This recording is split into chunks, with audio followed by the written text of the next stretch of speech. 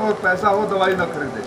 अगर ऐसा कोई केस आता है तो आप उनका आधार कार्ड रख लीजिए, आप उनका ले लीजिए, मुझे उसके सामने ही आप व्हाट्सएप भेजिए, अकाउंट भेजिए, गूगल पे आजकल आसान हो गया है। ये भी जरूरी नहीं कि तनी दवाइयाँ दे दो मुना काम भेजा नहीं, टेक के भेजा नहीं, आसान हो गया है। दिल में भावना चाहिए, मैं आज भी वो उठाने के लिए तैयार हूँ। लेकिन ये सब हम कर सकते हैं जब संगठित रूप से प्रशासन ही लोगों को लूट रहा हो, प्रशासन ही लोगों को चूना लगा रहा हो।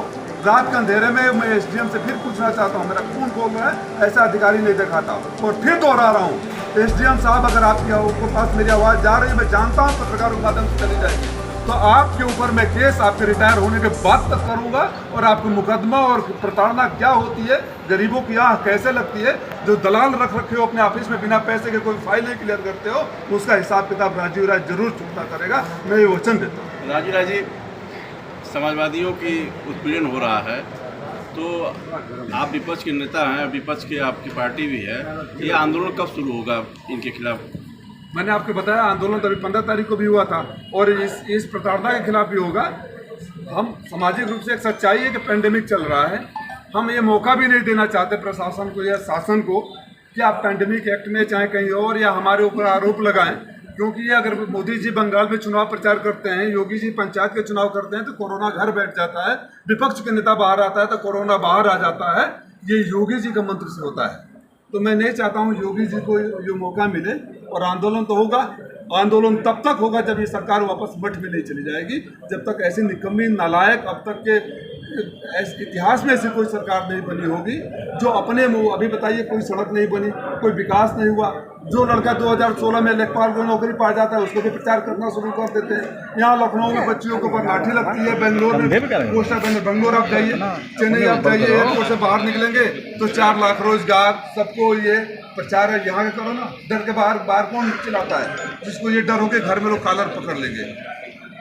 तो जहाँ बच्चियाँ सुरक्षित नहीं है, तो योगी जी का जो भ्रष्टाचार वाला आचरण जो मुख्यमंत्री बनने से पहले था, वो अब वो प्रशासन में ऊपर से नीचे तक आ गया। जो मैं बार बार बात करता रहा हूँ, उनका आचरण नीचे तक आ गया। जो उनका तरीका था, अधिकारी भी अपने को इसे समझ रहे, अधिकारी के तरह काम करें, भाजपा आरएसएस के कार्यकर्ता या गुंडा की तरह काम करेंगे तो ठीक करना समाजवादी को आता है। राजीव जी, सपा के जिलाध्यक्ष क्यों हटाए गए हैं? हो सकता है राजीव राय को चंदा दिया, तो मैं इन सामाजिक कार्यों में जहाँ मेरा इन्वॉल्वमेंट होता है वहाँ भी मैं कोई चंदा नहीं लेता हूँ। व्यक्तिगत अपने पॉकेट से एक बबलू राजभर परिवार है बड़ा गांव के, उनके 7 बच्चे, 5 लड़कियाँ और 2 लड़के हैं। ईसा, वर्तिका, छोटी, प्रिंस लड़का है, अंशिका, राधा, अंश। इन 7 बच्चियों को, तो 7 बच्चों को, 5 बच्चियाँ 2 बच्चे, इनकी पूरी पढ़ाई की जिम्मेदारी, इनके शादी वगैरह में भी तकलीफ आएगी तो वहाँ भी करूँगा। और कोशिश करूँगा जिन बच्चों को, जिस पौधे को मैं आज लगा रहा हूँ वो फल देने लायक हो जाए। जिन बच्चों को पढ़ाने का बीड़ा उठा रहा हूँ उनको उनके पैरों पर खड़ा करने तक के इंतजाम मैं करूँगा। एक सवाल, ये कहाँ से हैं? बबलू राजभर बड़ा गांव से हैं, बाबूलाल राजभर ये बड़ा गांव के थे और उनका देहांत हो गया कुछ दिनों पहले। और जब मैं पता चला तो मैं वहाँ बेंगलोर में था, लेकिन 2-3 घंटे के अंदर उनको राशन, दवाई और अंतिम संस्कार के लिए पैसे भिजवाए थे। वो तो क्षणिक हो गया, जो सिम्टमेटिक रिलीफ बोलते हैं। उनके सामने सबसे बड़ी समस्या है कि 7 बच्चे हैं, अब वो कैसे पढ़ेंगे। तो अगर समाज में दुर्गुण तभी आता है जब लोग पढ़े लिखे न हो और अपने पैरों पर खड़े न हो। तो उनके बच्चे को, हाँ,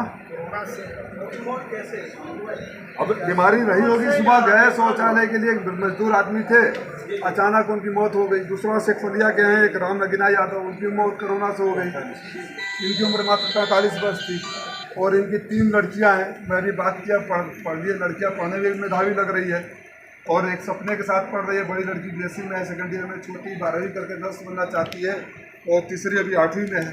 तो मैंने बोला कि अगर मेरे यहाँ अगर कोई पढ़ना चाहता है, मेरे भी विद्यालय बेंगलोर में है, तो मैं तो बोला तुम चलो बेंगलोर वहीं पढ़ा कर नौकरी भी करा दूंगा। वो यहाँ रहना चाहती है, फातिमा में पढ़ना चाहती है, तो फातिमा में कोई सिफारिश तो लगा नहीं सकता। उन लोगों से अनुरोध करूँगा कि कोई ऐसा कोटा हो तो जरूर दे दे। फीस देने की गारंटी, फीस देने की जिम्मेदारी मेरी है, उसका जितना भी खर्चा है वो मैं दूँगा। सिर्फ तो उसका चॉइस है, जहाँ भी पढ़ना चाहती है, financial burden will be mine.